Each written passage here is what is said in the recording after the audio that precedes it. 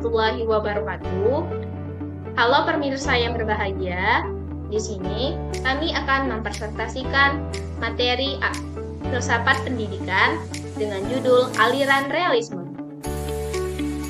yang diampu oleh Bapak Dr. Muhammad Ilham Abdullah MPD selaku dosen mata kuliah Filsafat Pendidikan, Prodi Pendidikan Fisika, Universitas Bengkulu. Sebelumnya, perkenalkan, nama saya Sinta Marsila, NPM A1E022017. Rekan saya, perkenalkan, nama saya Laini Nurul Fitriah dengan NPM A1E022049. Baiklah, materi pertama akan dijelaskan oleh rekan saya. Baiklah, di sini saya akan menjelaskan materi yang pertama, yaitu tentang apa itu filsafat. Filsafat dari segi bahasa, pada hakikatnya adalah menggunakan rasio atau berpikir, tetapi tidak semua proses berpikir disebut filsafat. Manusia yang berpikir dapat diketahui dalam kehidupan sehari-hari. Jika pemikiran manusia dapat dipelajari, maka ada 4 golongan pemikiran, yaitu pemikiran pseudo-ilmiah, pemikiran awam, pemikiran ilmiah, dan pemikiran filosofis. Filsafat juga merupakan ilmu tertua yang menjadi induk ilmu pengetahuan ilmu lain. Filsafat menurut para ahli, yang pertama yaitu menurut Sondang P. Siagian, yaitu filsafat berarti cinta kepada kebijaksanaan. Untuk menjadi bijaksana berarti harus berusaha mengetahui tentang sesuatu dengan sedalam-dalamnya, baik mengenai hakikat adanya sesuatu, fungsi, ciri-ciri, kegunaan, masalah-masalah, dan sekaligus pemecahannya. Yang kedua, yaitu menurut Mudofir, yaitu jika kata filsafat mengacu pada asal kata philen dan sophos, maka berarti mencintai sifat bijaksana atau bijaksana sebagai kata sifat. Apabila mengacu pada asal kata philos dan sophia, berarti teman kebijaksana atau kebijaksanaan sebagai benda. Yang ketiga, yaitu menurut Bertrand Russell, yaitu filsafat bisa dikatakan sebagai suatu usaha seseorang untuk menjawab pertanyaan tidak secara dogmatis atau dangkal seperti ketika melakukan aktivitas sehari-hari, namun memberi jawaban secara kritis, yakni dengan menyelidiki permasalahan yang ditimbulkan dari pertanyaan yang muncul. Jawaban tersebut nantinya menjadi dasar menjalani kehidupan. Selanjutnya, kontribusi filsafat dalam dunia pendidikan. Dalam dunia pendidikan, filsafat berkontribusi dalam seluruh kegiatan mengkaji proses belajar mengajar secara lebih dalam, kritis, dan cermat baik dari aspek ontologi, epistemologi, dan aksiologi. Aspek ontologis berbicara mengenai hakikat dan realitas pengetahuan. Aspek epistemologi berbicara mengenai bagaimana manusia mendapatkan pengetahuan, dan aspek aksiologi berbicara tentang bagaimana manusia menggunakan ilmu pengetahuan.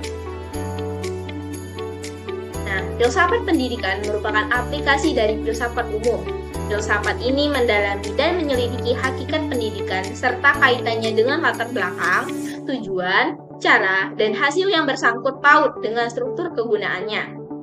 Filsafat pendidikan termasuk salah satu teori pendidikan yang kebenarannya dihasilkan dan dibuktikan melalui penelitian baik secara kualitatif maupun kuantitatif, dan perlu dimengerti serta dijadikan sebagai pedoman oleh para pengajar pendidikan. Salah satu aliran filsafat pendidikan adalah aliran pendidikan realisme. Baiklah, di sini saya akan menjelaskan tentang pengertian aliran realisme. Realisme adalah aliran seni yang mengangkat peristiwa keseharian yang dialami oleh banyak orang atau masyarakat luas. Istilah realisme pada aliran ini bukan merujuk pada tingkat kemiripan atau keakuratan gambar lukisan dengan referensinya. Tema dan wacananya yang realistik, bukan gambarnya, meskipun gambar yang realistis, naturalis, tepatnya, sejalan dengan ide penggambaran realistis yang ingin dicapai oleh pergerakan ini. Selanjutnya, ciri aliran realisme. 1. Mengangkat peristiwa keseharian yang dialami oleh orang kebanyakan. Yang kedua, menggambarkan masyarakat dan situasi kontemporer yang nyata dan khas dengan lingkung keadaan sehari-harinya. 3. Karya realis menggambarkan manusia dari semua kelas dalam situasi dan kondisi aslinya. Yang keempat, realisme tidak setuju terhadap subjek seni yang dibesar-besarkan atau dramatis, ala romantisisme. Yang kelima, memiliki detail gambar yang menyerupai aslinya atau natural melalui teknik tinggi yang dikuasai oleh pelukisnya. Yang keenam, tidak menutupi kehidupan rakyat sederhana yang tidak memiliki rumah mewah atau pakaian mahal seperti kaum bangsawan. Yang ketujuh, objektif terhadap kaum atas dalam artian tidak hanya kebaikannya saja yang diperlihatkan. Misalnya mengangkat peristiwa tragisnya perang yang dihasilkan oleh permainan politik kelas atas melalui penggambaran pion-pion kecil di bawahnya. Adapun tokoh-tokoh filsafat pendidikan dalam aliran realisme. Yang pertama yaitu Aristoteles, yaitu 384 sebelum Masehi. Aristoteles lahir di Stagira. Ia salah satu orang yang memiliki pemikiran-pemikiran yang realistis. Dalam artian, pemikirannya tersebut sangat modern. Kemudian, hasil dari pemikirannya tersebut dijadikan sebagai dasar berpikir dalam banyak bidang ilmu pengetahuan. Ia mengakui bahwa hakikat segala sesuatu itu tidak terletak pada keadaan bendanya, melainkan pada pengertian bendanya. Jadi maksudnya, meskipun benda itu tidak ada yang memikirkan, tetapi benda itu tetaplah ada dan keberadaannya pun juga tidak ditentukan oleh akal pikiran. Yang kedua yaitu Johann Amos Comenius, yaitu seorang pemikir pendidikan yang dapat digolongkan pada realisme religius yang mengemukakan bahwa semua manusia harus berusaha untuk mencapai tujuan yang mana menurutnya bahwa pendidikan itu bersifat universal, seragam, dimulai dari pendidikan yang lebih rendah dan ini merupakan suatu kewajiban bagi setiap manusia. Jadi, Johann ini mengharuskan manusia memiliki pendidikan agar dapat lebih mudah untuk mencapai tujuan yang diinginkannya tersebut. Selanjutnya, William M.T. Gatkin. Ia adalah pengikut dari Aristoteles yang berakar pada metafisika dan epistemologi. Ia mengatakan bahwa tujuan hidup adalah tujuan pendidikan. Jika tidak mempunyai tujuan hidup, maka juga tidak ada tujuan pendidikan.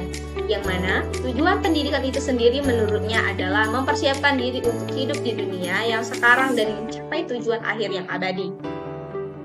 Yang keempat, Francis Bacon.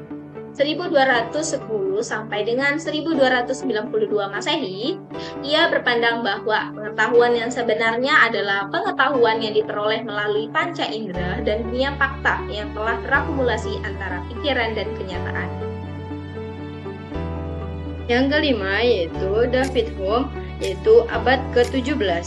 Selain sebagai filosof, ia juga sebagai ekonom dan sejarawan. Ia mempercayai bahwa ilmu tentang manusia adalah ilmu dasar yang paling kokoh. Yang terakhir yaitu John Stuart Mill, abad ke-18. Ia adalah seorang filosof yang berpendapat bahwa setiap individu itu bebas dalam mengemukakan suatu pendapat. Selanjutnya, kontribusi filsafat pendidikan dalam aliran realisme. Kontribusi realisme di dalam dunia pendidikan mempunyai prinsip dan tujuan untuk memberikan perhatian kepada peserta didik yang apa adanya, yang bertujuan untuk menyesuaikan hidup dan tanggung jawab sosial. Realisme sangat memandang dalam sebuah pendidikan dikarenakan realisme sendiri mempunyai tujuan di dalam pendidikan, yakni mengembangkan kemampuan intelektual, dan juga ingin memfokuskan suatu pendidikan pada pencarian kebenaran melalui persamaan terhadap dunia fisik atau informasi yang berubah-ubah supaya dapat mengatasi situasi terkini dengan dibekali kemampuan agar dapat memecahkan masalah yang ada pada saat ini. Selanjutnya, implikasi-implikasi filsafat aliran realisme. Yang pertama, tujuan pendidikan. Pendidikan pada dasarnya bertujuan agar para siswa dapat bertahan hidup di dunia yang bersifat alamiah, memperoleh keamanan, dan hidup bahagia. Yang kedua yaitu kurikulum pendidikan. Kurikulum sebaiknya meliputi sains atau IPA dan matematika, ilmu-ilmu kemanusiaan dan ilmu-ilmu sosial, serta nilai-nilai sains dan matematika sangat dipentingkan. keberadaan sains dan matematika dipertimbangkan sebagai lingkup yang sangat penting dalam belajar. Selanjutnya, yang ketiga, metode pendidikan. Semua belajar tergantung pada pengalaman, baik pengalaman langsung maupun tidak langsung, seperti melalui membaca buku mengenai hasil pengalaman orang lain. Kedua-duanya perlu disajikan kepada siswa. Metode penyajian hendaknya bersifat logis dan psikologis. Yang keempat, peranan guru dan siswa. Guru adalah pengelola kegiatan belajar mengajar di dalam kelas atau classroom is teacher centered. Guru adalah penentu materi pelajaran. Guru harus menggunakan minat siswa yang berhubungan dengan mata pelajaran dan membuat mata pelajaran sebagai sesuatu yang konkret untuk dialami siswa. Dengan demikian, guru harus berperan sebagai penguasa pengetahuan, menguasai keterampilan teknik-teknik mengajar dengan kewenangan membentuk prestasi siswa. Baiklah, kesimpulan yang dapat diambil dari materi kami yaitu filsafat pendidikan adalah sebuah pelajaran di mana salah satu dari cabang filsafat. Di dalam filsafat pendidikan terdapat banyak sekali aliran, salah satunya adalah aliran filsafat pendidikan realisme. Realisme menganggap bahwa objek indera kita adalah yang sebenarnya. Benda-benda itu ada untuk adanya itu terlepas dari kenyataan bahwa benda itu kita ketahui atau kita persepsikan atau ada hubungannya dengan pikiran kita. Konsep-konsep kunci salah satu aliran filsafat pendidikan yakni realisme meliputi konsep metafisika dan epistemologi, konsep pengetahuan dan konsep logika. Demikian penyajian materi tentang filsafat, semoga bermanfaat bagi yang membutuhkannya. Semoga materi ini menjadi amal ibadah bagi kita semua.